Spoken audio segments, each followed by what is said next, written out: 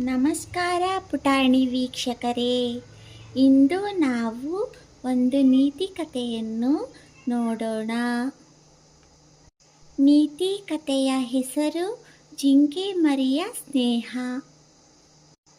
ಒಮ್ಮೆ ಜಿಂಕೆಯ ಮರಿಯೊಂದು ಬೇಟೆಗಾರನ ಬಲೆಯಲ್ಲಿ ಸಿಕ್ಕಿಹಾಕಿಕೊಂಡಿತು. ಅದು ಬಿಡಿಸಿಕೊಳ್ಳಲು ತುಂಬ ಪ್ರಯತ್ನಿಸಿತು, ಆದರೆ ಸಾಧ್ಯವಾಗಲಿಲ್ಲ. ಅದು ಬೇಸರ ಮಾಡಿಕೊಂಡು ಅಳಲು ಪ್ರಾರಂಭಿಸಿತು. ಮರಕುಟಿಕ ಪಕ್ಷಿಯೊಂದು ಅದರ ಅಳವನ್ನು ಕೇಳಿಸಿಕೊಂಡಿತು.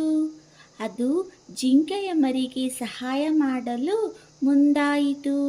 ಅದು ಹತ್ತಿರವಿದ್ದ ಕೊಳದ ಬಳಿ ಬಂದು ಅಲ್ಲಿನ ಪ್ರಾಣಿಗಳಲ್ಲಿ ಕೇಳಿಕೊಂಡಿತು, ದಯವಿಟ್ಟು ನನ್ನೊಂದಿಗೆ ಬಂದು ಬಲೆಯಲ್ಲಿ ಸಿಕ್ಕಿಹಾಕೊಂಡಿರುವ ಜಿಂಕೆಯ ಮರಿಗೆ ಬಿಡಿಸಿಕೊಳ್ಳಲು ಸಹಾಯ ಮಾಡಿ. ಆಮೆ ಮಾತ್ರ ಸಹಾಯಕ್ಕೆ ಬಂದಿತು. ಮರಕುಟಿಕವು ಆಮೆಗೆ ಬಲೆಯ ಗಂಟುಗಳನ್ನು ಬಿಚ್ಚಲು ಹೇಳಿ ತಾನು ಬೇಟೆಗಾರನ ಹಳ್ಳಿಗೆ ಹಾರಿಹೋಯಿತು. ಬೇಟೆಗಾರನು ಚೆನ್ನಾಗಿ ನಿದ್ರಿಸುತ್ತಿದ್ದ. ಅದೇ ಸಮಯದಲ್ಲಿ ಆಮೆಯು ಬಲೆಯ ಗಂಟುಗಳನ್ನು ಕಚ್ಚಿ ಜಿಂಕೆ ಮರಿಗೆ ತಪ್ಪಿಸಿಕೊಳ್ಳಲು ಸಹಾಯ ಮಾಡಿತು. ಮರಕುಟಿಕವು ತನ್ನ ಜೊತೆಗಾರನೊಬ್ಬನಿಗೆ ಸಹಾಯ ಮಾಡಿದ್ದಕ್ಕೆ ಸಂತೋಷಪಟ್ಟಿತು.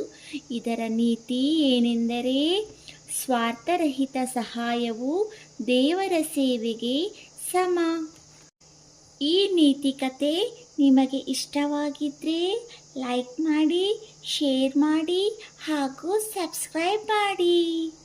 Thank you.